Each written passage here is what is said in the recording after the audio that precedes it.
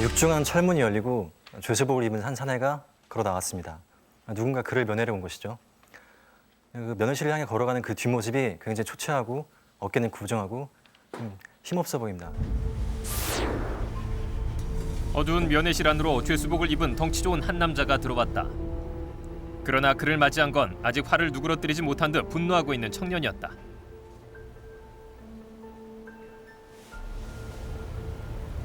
오늘이 무슨 날인 줄 알아요?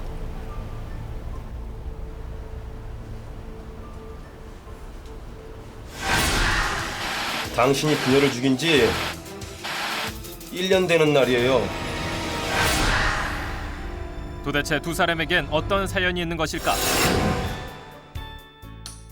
회사 근처에서 자취를 하는 뚱보 아저씨네 막내 성준이. 그가 오랜만에 본가를 찾았다. 막내야! 어쩐 일이야? 회사도 바쁠 텐데. 막내. 뚱보 아저씨! 성준이 왔어요!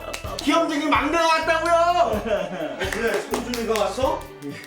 친자식 성준이가 있으면서도 몸이 불편한 삼형제를 기꺼이 입양한 성준의 친아버지. 삼형제는 마음씨 좋은 양아버지를 뚱보 아저씨라고 불렀다.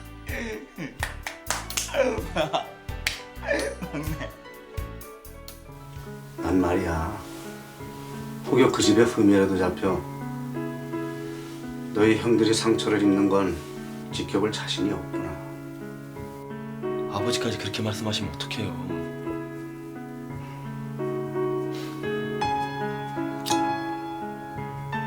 민아 씨도 그런 것 때문에 청혼을 흔쾌히 받아들이지 못하고 있단 말이에요. 막내 성준이가 온전하지 못한 자신들 때문에 결혼을 망설이고 있다니 첫째는 충격 그 자체였다. 뚱보 아저씨의 친아들인 성준이는 워낙 부침성이 좋은 데다가 입양된 형들을 부끄러워하지 않았기에 형제 간의 우애는 그 어느 집보다도 돈독했다. 특히 첫째는 막내 성준이를 유독 챙겼다.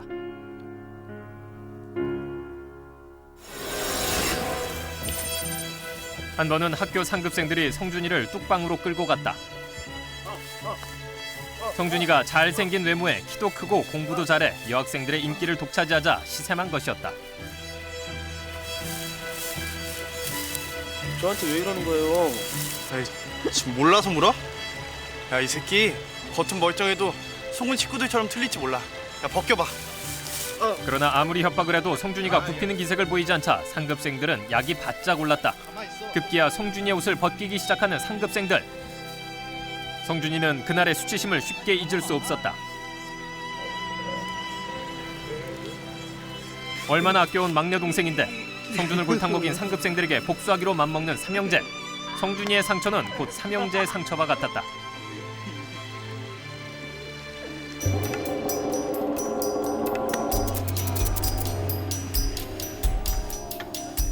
가장 먼저 셋째가 나섰다. 비상한 암기력을 지닌 셋째는 상급생들의 뒤를 밟아 그들의 이동 경로와 연락처, 집 주소까지 모두 파악했다. 상급생들은 이제 삼형제의 손바닥 안에 든 쥐였다.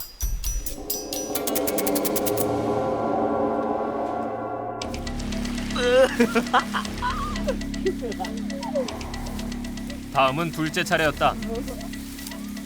워낙 힘이 셌기 때문에 녀석들은 찍소리 못하고 차례로 끌려왔다.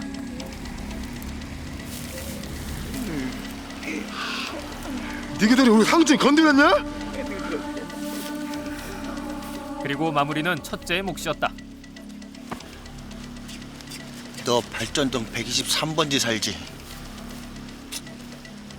다음에도 이런 일 또 있으면 너희 집 불 확 질러버릴 거야. 아마 운 좋게 살아남는다 그래도 나보다 더 흉한 꼴 될걸? 어때? 삼형제는 막내를 위해서라면 뭐든지 할 수 있을 만큼 성준이를 아꼈다. 아버지, 그게 아니라고요. 그렇게 아끼고 사랑했던 동생이었는데 첫째는 이루 말할 수 없는 착잡한 심경에 사로잡혔다. 그런데 그때 막내의 목소리가 들려왔다. 너 그거밖에 안 되는 여자였니? 그깟 몸 불편한 게 뭘 대수라고. 나 사랑한다면서. 근데 그런 건 왜 받아들이지 못하고 이해하지 못하는 건데. 통화 내용을 들어보니 상대는 막내의 여자친구였다. 나도 놓치고 싶지 않다. 그러니까 남들 시선 따윈 제발 잊고 우리만 좀 생각하자. 첫째는 더 듣고 있을 수가 없었다. 그토록 믿고 따르던 형들에게 왜 결혼까지 생각한 여자를 소개시켜주지 않았는지 그 이유를 비로소 알 것 같았다.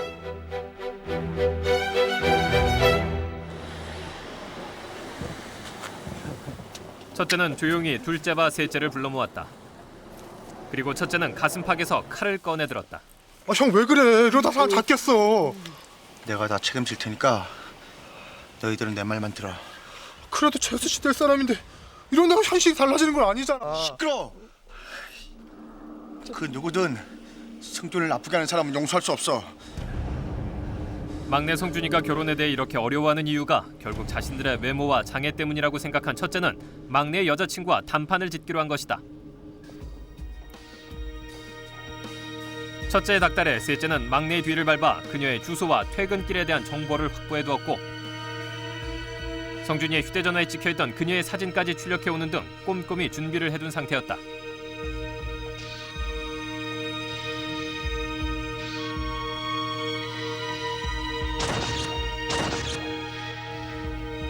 너 안 가고 뭐해?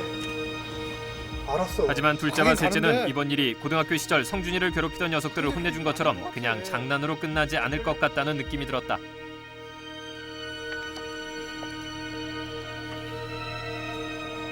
빨리 가. 가. 결국 첫째의 강요에 못 이겨 길을 나선 둘째. 성준이를 괴롭혔던 상급생을 데리고 오던 날처럼 둘째가 막내 애인을 이곳까지 끌고 오기로 한 것이다.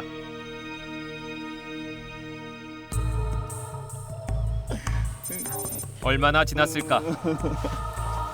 저 멀리서 둘째와 함께 걸어오는 여인의 모습이 보였다.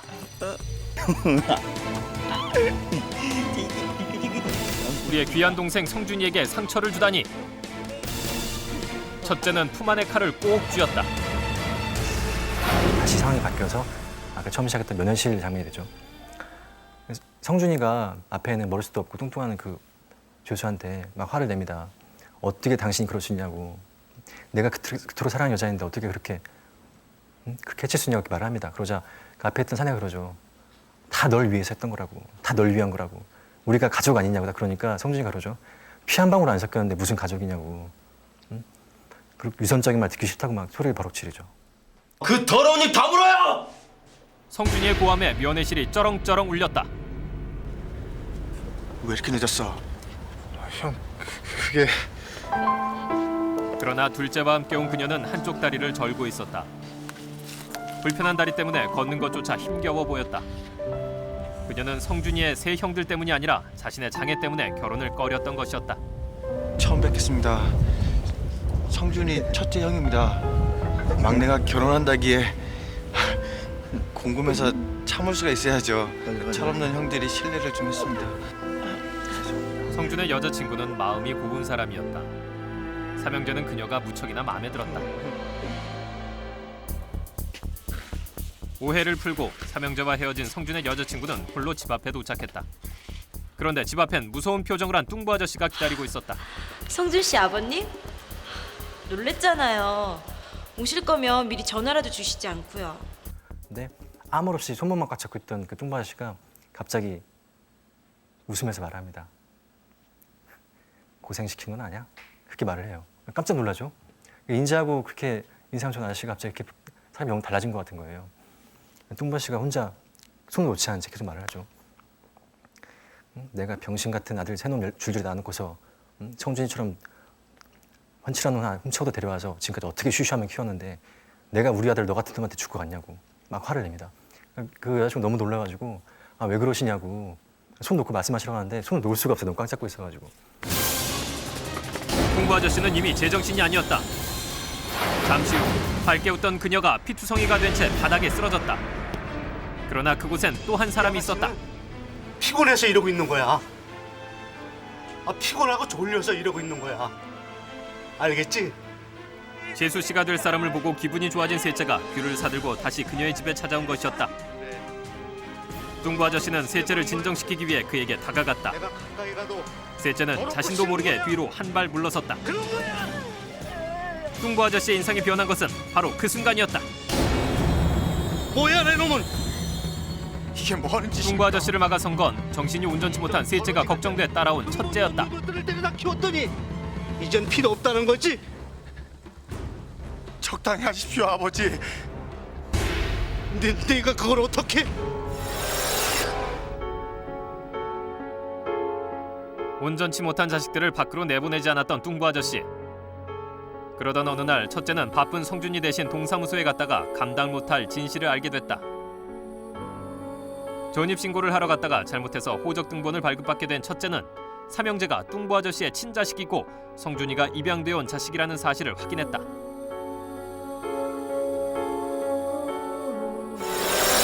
그래도 감사하다고 말씀드려야 하나요? 수십 년간 남의 자식 주워왔다고 말씀하셨어도 출생신고를 잊지 않고 해주신 것에 대해서요.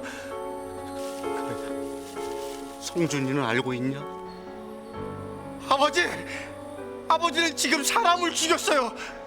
지금 이 상황에서 누가 누구의 진짜 아들인지가 뭐가 그렇게 중요합니까? 첫째는 충격적인 진실 앞에서도 성준의 안위만을 생각하는 아버지가 미웠다. 결국 아버지를 신고하기 위해 경찰서로 전화를 걸었다. 그런데 송준이를 모른단 말이지. 뚱보 아저씨는 성준이가 진실을 모를 수만 있다면 뭐든 할 수 있을 것 같았다. 진실을 감추기 위해 친아들인 첫째마저 죽이기로 맘먹는 뚱보 아저씨.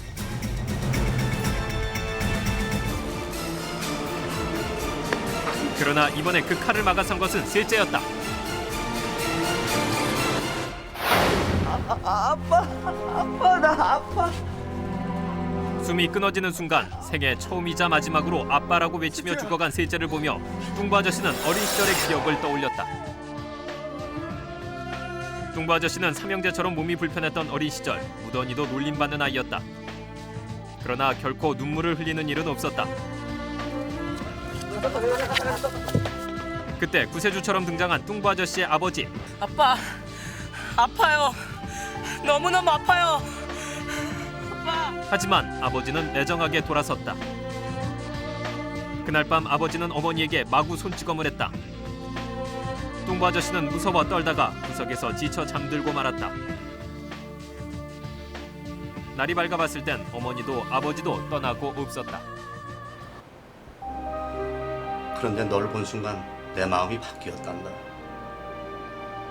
정말 깨물어주고 싶은 귀여운 아기였던 널 데려왔을 때 난 확실히 알았지. 보석은 어둡고 더러운 곳에서 더 밝게 빛난다는 말이야. 성준은 친자식까지 부정해가며 자신에게 집착하는 뚱보 아저씨를 이해할 수 없었다. 그러나 뚱보 아저씨는 너무나도 해맑게 웃으며 성준에게 손을 내밀었다.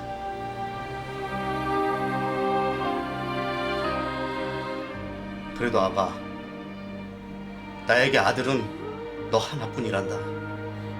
성준을 그윽한 눈길로 바라보던 뚱보 아저씨는 고개를 숙였다. 울고 있는 것 같았다. 그리고 그 울음은 굉장히 오래오래 이어졌습니다. 제 이야기는 여기까지입니다.